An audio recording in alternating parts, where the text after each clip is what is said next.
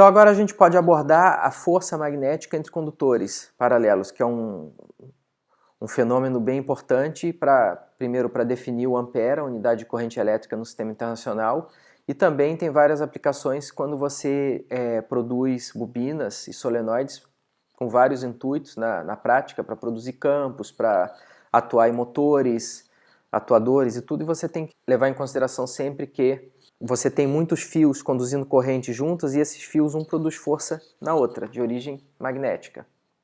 Por quê? Porque nesses fios você vai ter cargas em movimento devido à corrente elétrica e essas cargas em movimento produzem campo magnético, mas também sofrem força magnética devido aos campos das outras, devido ao fato de que elas são cargas em movimento dentro do campo magnético.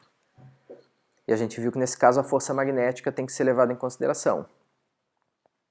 Okay? O condutor retilíneo, a gente viu que no capítulo anterior que quando você coloca um condutor retilíneo na presença de um campo magnético, ele vai sofrer uma força, devido ao fato das cargas estarem se movendo dentro dele na presença de um campo magnético. Mas a gente viu agora nesse capítulo que o condutor retilíneo também produz um campo, dependendo da corrente dele. Então a gente pode com isso calcular a força entre dois condutores retilíneos próximos. Imagina que você tem dois fios retilíneos muito longos, eles estão separados por uma distância r.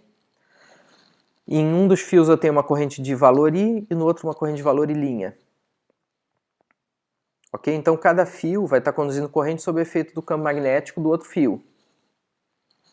Então digamos que nesse fio inferior, aqui que eu tenho uma corrente I, o campo produzido por ele vai ter essa geometria, as linhas de campo vão ser esses círculos fechados com os vetores de campo tangentes a ela, e o módulo vai ser μ0I sobre 2πr. Então no fio de cima, que conduz corrente e linha, esse fio vai estar a uma distância r, ele vai estar submetido a um campo magnético apontando aqui para o lado. Se você quiser, você pode fazer um sistema de coordenadas aqui. Então os meus fios estão ao longo do eixo Z, as correntes estão circulando no sentido negativo do eixo Z. O B no fio de cima vai estar ao longo do eixo X, esse B aqui. Então a gente viu no capítulo anterior que a força para um fio na presença de um campo magnético B é dado por I, L vetor B, onde L era o que? O comprimento vetorial do fio, né? O comprimento orientado do fio. Você pode imaginar esse vetor L como um vetor ao longo do fio, de módulo igual ao comprimento do fio e orientado seguindo o sentido da corrente. Então esse fio de cima vai sofrer uma força devido ao campo magnético do fio de baixo, essa força é dada por I', L vetor B. O B vai ser perpendicular ao L. A gente viu que nessa geometria o campo magnético B vai estar ao longo do eixo X e o fio vai estar ao longo do eixo Z. Logo, esse produto vetorial, L vetor B, vai ser igual a LB, simplesmente. Ok? Então a força vai ser I' LB. Quem é o B? μ0I sobre 2πr. Então vai ficar μ0I I' L sobre 2πr.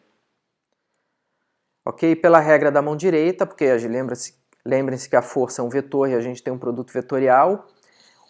L, os dedos da mão direita no sentido de L, na direção em sentido de L, eles vão na direção em sentido de B, a força está para baixo. Os vetores força vão ser esses vermelhinhos aqui apontando para baixo. Essa força vai ser atrativa entre os fios, você vê que o fio de baixo está atraindo o fio de cima. E o módulo dessa força vai ser o quê? Proporcional às duas correntes, né, o produto das correntes, ao comprimento dos fios, e vai ser inversamente proporcional à distância entre esses fios. É interessante muitas vezes, quando você tem uma configuração dessas, você considerar força por unidade de comprimento. Aí você tira esse L daqui, divide por F, você vai ter que o F, o módulo de força por unidade de comprimento, vai ser igual a μ0I, I' sobre 2πr. E seria a força por unidade de comprimento, que é o que é utilizado para se definir o ampere. Então a gente vê que para fios conduzindo correntes paralelas, a interação é atrativa. E quando as correntes são antiparalelas, a interação é repulsiva. Isso é muito importante quando você tem solenoides conduzindo correntes muito elevadas. No caso de um solenoide, Vamos considerar uma espira, em que você tem corrente assim.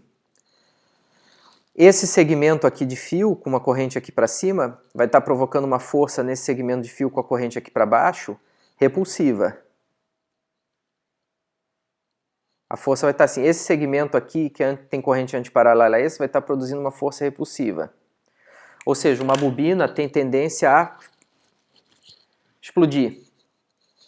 Isso não é um problema na prática a força é muito pequena, mas quando você tem aplicações em que você precisa produzir pulsos muito intensos de corrente numa bobina, você tem que levar isso em consideração na hora de construí-la, reforçá-la muito bem e utilizar uma construção adequada. Ok? Então, com isso, a gente define o ampere, a unidade SI de corrente elétrica, através da força por unidade de comprimento entre condutores. O ampere é definido como a corrente estacionária uniforme, que percorrendo dois condutores retilíneos paralelos infinitos, ou seja, muito longos em relação à distância entre eles, no vácuo, produz uma força por unidade de comprimento de 2 vezes 10 a menos 7 newtons por metro de fio. Essa é a definição do ampere. Isso pode ser, todas essas definições de unidades fundamentais são baseadas em experimentos rigorosos que podem ser reproduzidos facilmente em laboratório. Isso é um experimento que pode ser feito dadas em condições adequadas, e assim você define o ampere.